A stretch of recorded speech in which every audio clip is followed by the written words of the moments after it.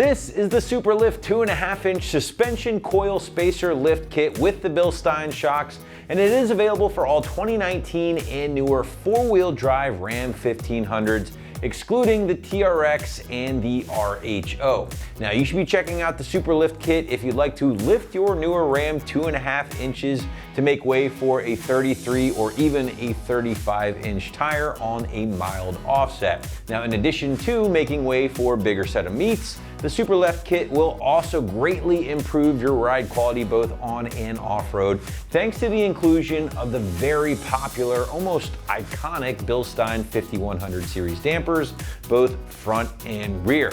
Now, this kit does include the dampers themselves in addition to the coil spacers and can be had all for right around that $1,000 price point. All right, guys, so the big feature here will be the total 2.5 inches of lift possible with this kit installed, making way for a bigger set of tires along with more off-road clearance. Now, I say total here because you actually have some adjustability with the Bilstein kit. If you take a look at your front damper here, you'll see this snap ring and a few different slots on the body of the shock itself. Well, basically, this will allow you to move the spring position up or down on the damper, essentially changing the front end ride height. So it does give you a little bit of adjustment there, and Bilstein does include some very detailed instructions on exactly which slot will give you what amount of lift. Now, getting back to the SuperLift kit here again, 33s will be no issue at all, but I would say you can even get a little greedy, get a 35 underneath the front of the truck here and the rear, of course, as long as you don't get too crazy with the offset or go with a 13.5-inch tire. Now, this is also going to help provide you with a little bit more ground clearance off-road, along with a nice level ride height, again, and that is adjustable here with the actual shock body itself. All right, besides the added altitude, the SuperLift kit will also really change the handling and ride quality characteristics both on and off-road, and for the better in my humble opinion. Now, this is accomplished largely through the addition of the iconic Bilstein 5100 series damper, again, both front and rear. Now, these dampers are gonna add, I would say, a firm but not overly offensive ride quality here, but it is gonna ultimately give you much more control off-road thanks to the velocity-sensitive digressive dampening. Yes, that is a mouthful, but ultimately, these dampers are going to self-adjust to different road or terrain conditions, which is certainly unique here to the Bilsteins. Now, construction from the US-made kit is completely on point here. Starting with the spacers themselves, you are going to find a durable welded steel construction finished off in this black powder coat to keep things looking good and prevent corrosion resistance over the years. Now, in addition to that, again, you are getting both front and rear Bilstein 5100 series dampers. These will be featuring the 46mm internal monotube design and, of course, your gas charge in a silver zinc coated stainless body, while they do include black dust boots for the rear dampers here. The fronts do not. You just reuse some of your stock stuff there. Now, this option will also include brand new neoprene rubber bushings on both upper and lower mounts, and the entire kit does get backed by a limited lifetime warranty from SuperLift. Price point for the kit is going to land right around $1,000, give or take a bit, which, given the quality of the dampers and the made in the USA construction, I would say is pretty fair overall, and actually puts these in line with other options from companies like Rough Country, Max Track, or even Freedom Off-Road. All right, shifting gears, let's get into the installation, and the site's gonna call this a soft 3 out of 3 wrenches on the difficulty meter, taking you a day at most to complete from start to finish. Can you do it faster? Absolutely, but we always like to be on the safe side here. Now, to give you a better idea of how this one might go down in the garage or driveway at home, let's throw it out to the shop for our detailed walkthrough and tool breakdown. For this install, you need a 3/8 impact and ratchet, 1/4 inch ratchet, pry bar, 1/4 inch and 3/8 extension, 21, 18, 16, 8, and 6mm Allen socket, mallet, 15, 16, 21, 19, 18, 16, 9 and 1/4 inch wrench, snap ring pliers, hammer, tape measure, pass-through wrench with an 18mm socket, and a cutting tool. And also not shown be a lift and pull jacks. All right, today we're gonna be installing a lift kit on our Ram. First, we're gonna watch a quick video how to uninstall a stock system, then we'll come back here to install the new one. First things first, guys, of course you wanna get your truck up in the air, whether you're using a lift or if you're working on the ground with the jack and jack stands. Now I got my 22 socket here in my air tools. I'm gonna get this wheel out of the way so we can get started.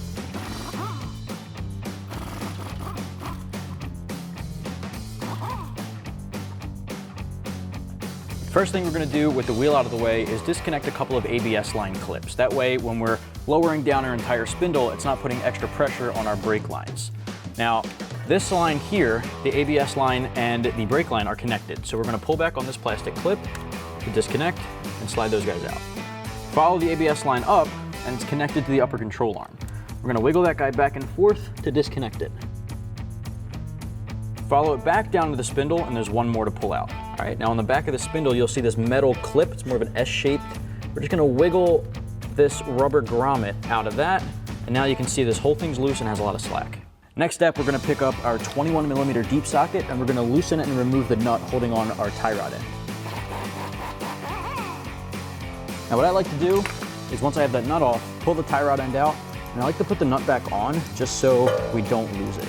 Next, we're gonna remove the bottom bolt of our strut. Now, it's a 21mm bolt head with a 15/16 nut on the opposite end. So I've got my wrench on the nut there and my 21 on the bolt head. We're gonna get this guy off. Now, we may need a hammer to just tap this out, but if you can wiggle it out, you can do that now. All right, next we wanna remove the bottom of our sway bar end link nut and the upper control arm to spindle nut. Those things are gonna have the entire spindle drop down, or the lower control arm as well. And we wanna make sure we have that weight supported so it doesn't drop down on us. So if you're working on a lift, grab a pole jack at this point. If you're working on the ground, a hydraulic jack will do the trick. All right, next up, we're gonna grab an 18mm deep socket and loosen and remove the bottom nut of our sway bar end link that connects to the lower control arm.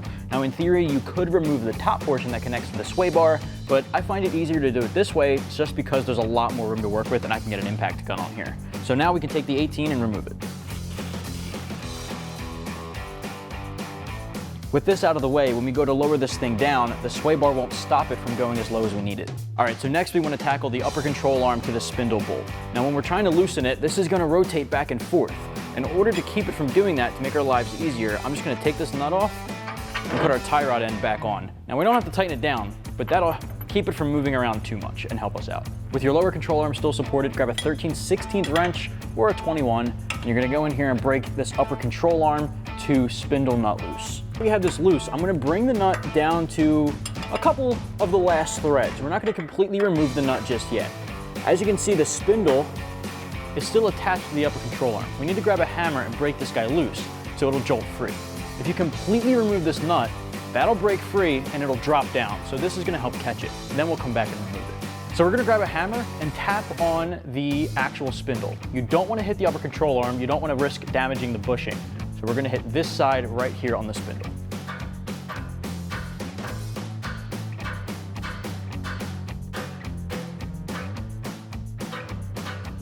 All right, so you saw us break that loose. Now we can remove our nut. I'm gonna grab a pry bar and put it on the coil and pull down on the upper control arm. That way we can disconnect them. Let's work that nut off. All right, I'm gonna drop that off to the side for now. I'm gonna grab the spindle and slowly let go of the upper control arm. Now we can bring this down. Right now I'm just gonna take that nut and again, just thread it up on the upper control arm just so we don't lose it. All right, now we have our truck lowered a little bit to gain access to the top of our strut. Now there's 3 nuts. If you push this liner back a bit, 1 in the front right here and then 2 at the back. Now you'll see the wire is actually mounted to the top of that, so we'll be able to pop those off in just a bit. I would definitely recommend a 16mm ratcheting wrench. I have a longer guy here to give me a little bit more leverage.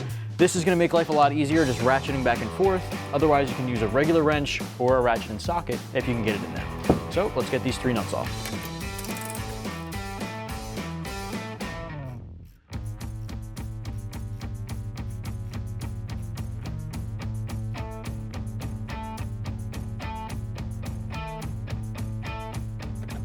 So now I'm just reaching my hand back in here and I'm gonna wiggle back and forth the wiring harness to get them off of the stud. All right, so we got one of them off, this little clip. Just pull that back and rotate it up. So the same thing on the other one. And again, I know this is tough to see. Really just pushing it out of the way. All right, so now we're switching back over to our ratcheting wrench, and we're gonna work off the last 2 bolts.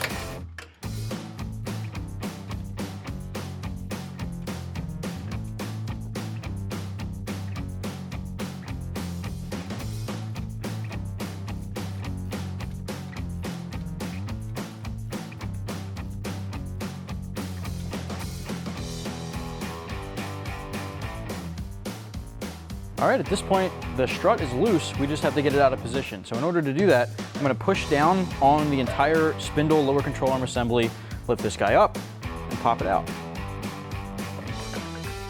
Just like that.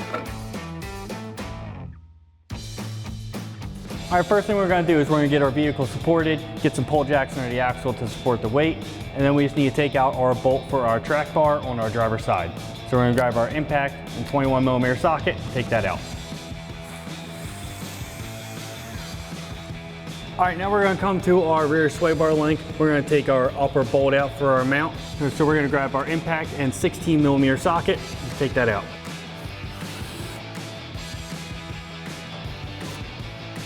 All right, now we're gonna come to our shock. We're gonna take our lower mount off.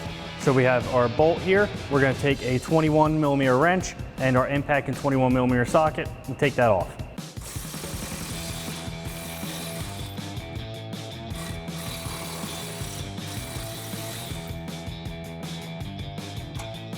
All right, now you can go ahead and repeat the same thing for the shock and the sway bar link on the other side.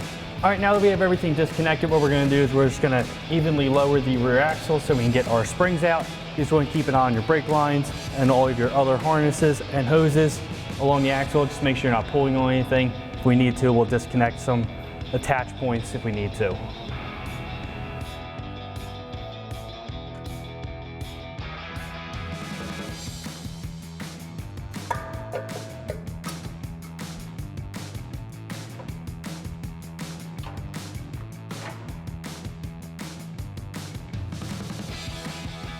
All right, now before we get to installing this, we need to do a little bit of work. Now, as you can see, I have one of our front struts already disassembled. We'll show you how to do that in a minute. I just want to go over assembling our new front strut here. You're gonna see your clip at the lower setting here. Now, if you want to go to the highest setting, which we're going to, we're gonna bring that clip all the way up. I'm gonna take a pair of snap ring pliers and just work that up. Definitely just takes a little bit of patience. Just slowly work that up until it's at the top. That's gonna give us our maximum 2.5-inch lift.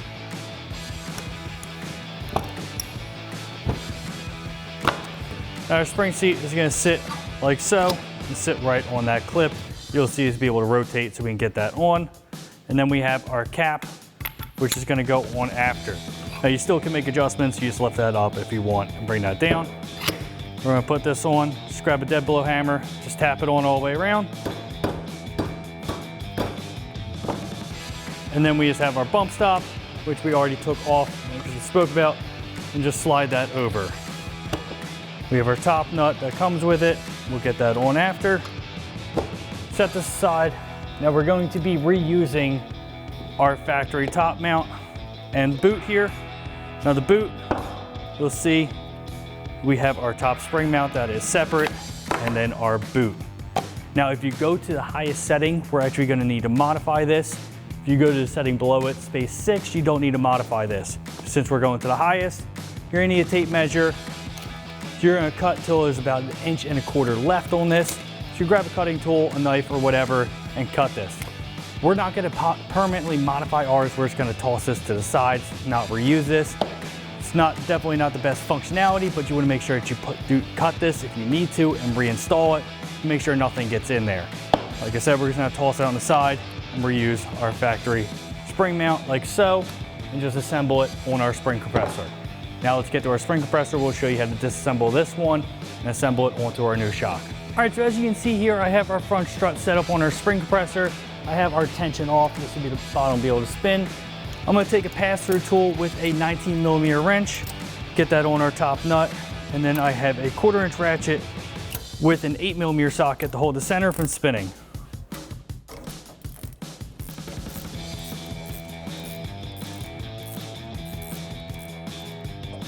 Put a foot on that so it doesn't drop.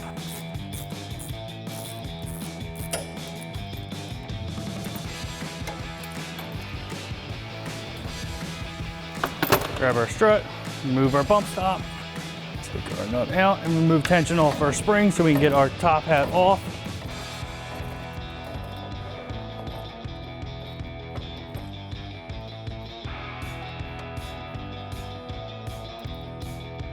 Get our top hat off, and this is where you would remove and modify your boot. Like I said, we're just popping ours out of the way. Put this back together to where it lines up. You'll see it fits nice and smoothly because it's been crushed. Line everything back up.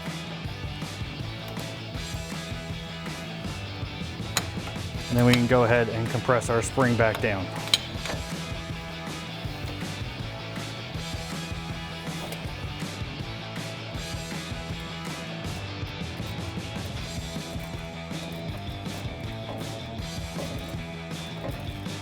Grab our new strut, put our bump stop on, and see if we have this compressed enough.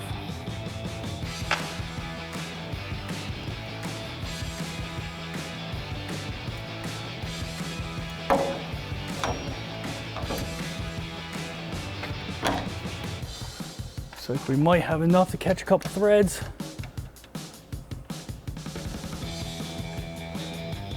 All right, so we can go ahead and tighten this down now. We're gonna use our same pass-through wrench with our 19mm socket, but now we're gonna use a 6mm Allen wrench to hold the center from spinning.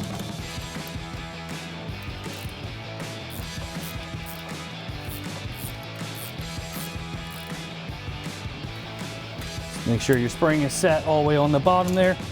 And we're gonna line up the top of our spring here. Just make that perfectly straight down with the side of our mount. Tighten that up.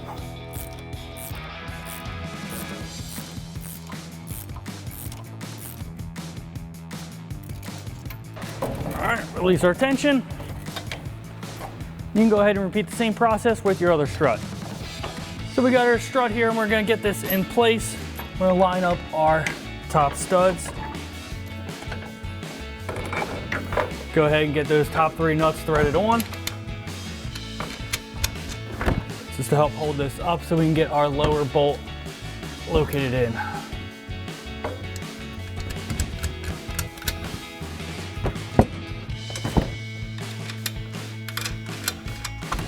Alright, so I'm going to get my bolt, lift up on our knuckle, and get that lined up. Get it started, give it a tap with our hammer. Get our nut on the back side, we can go ahead and tighten that down. So I have my impact and 21mm socket for the head, and our 15/16 wrench for the nut. Tighten that down. We're gonna get our knuckle back in our control arm. Just get that lined up. I'm gonna grab a pry bar. Just get that set all the way down.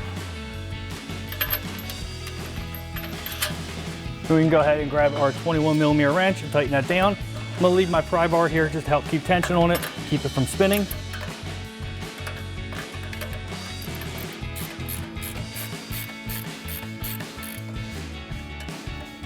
Put our tie rod back in place, keep that from rotating too.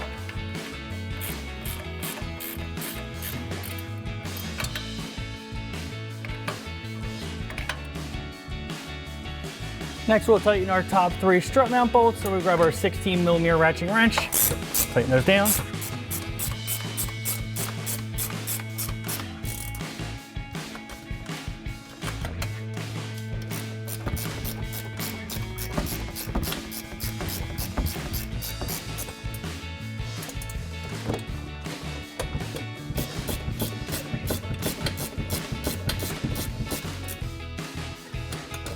Don't forget to re-secure those plastic clips for your harness. Just push them back down the studs. Next we have our tie rod. Got that back in our knuckle. Get our 21mm nut threaded back on. Tighten that down with our impact. And while we're here, we're just going to secure our ABS line to the back of our knuckle on this clip. Underneath, we have our sway bar link. We'll get our 18mm nut threaded back on, grab our impact and tighten that down. Last thing we have is our clips for our ABS line. So we have our one on our brake line here, clip that back in, and then our one on our control arm. Now once you have this side all put back together and tightened up, you can go ahead and repeat all these same steps on the other side of the truck. Now that our spring's out, we just have to remove the rest of our shock. To access the top bolt, we're gonna remove our cover here. So that's 3 8mm bolts on this side and 1 on the inside. Grab a ratchet and socket, take those out.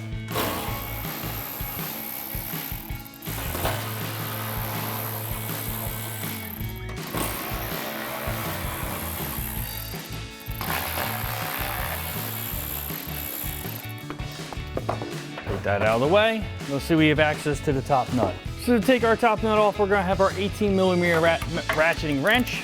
And I'm also gonna have a 9mm wrench just to hold the stud from spinning. Get that off.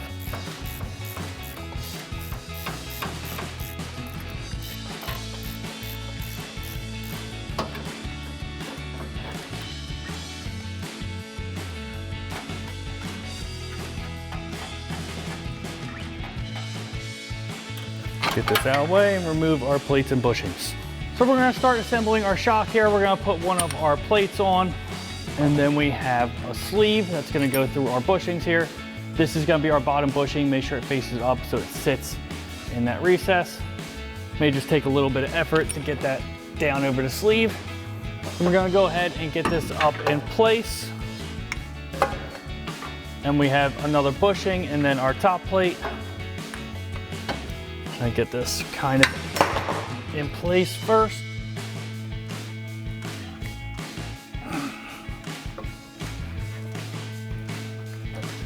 To help push it up and get some threads through. And we can thread our locking nut on.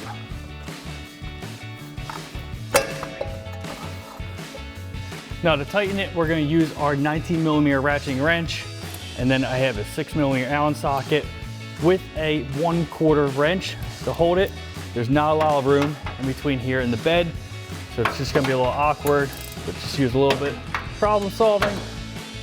Get that on there, that through our center stud, and just hold that, tighten that down.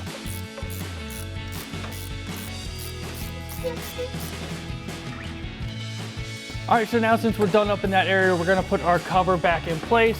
So line that back up and reinstall our 4 8mm bolts.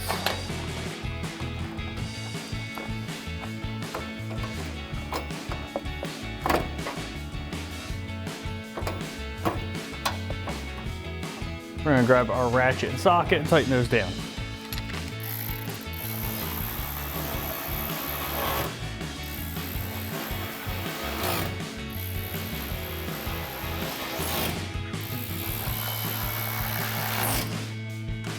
All right, now you can go ahead and repeat the same thing on the other side with the other shock.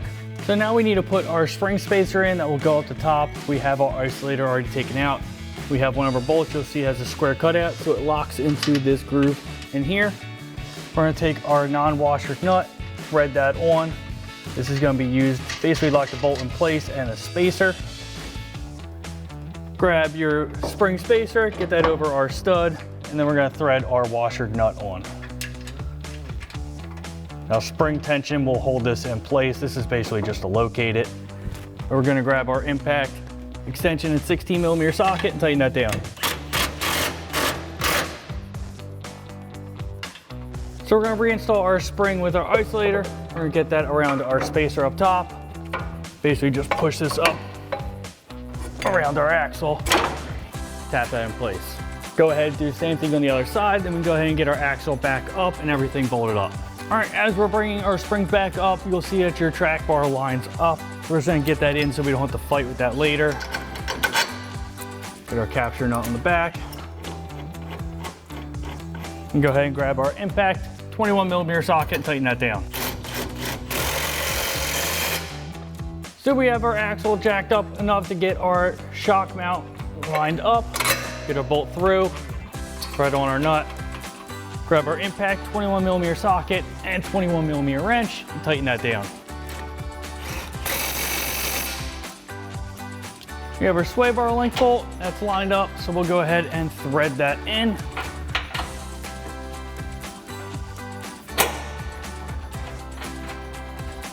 Grab our impact 16mm socket, tighten that down.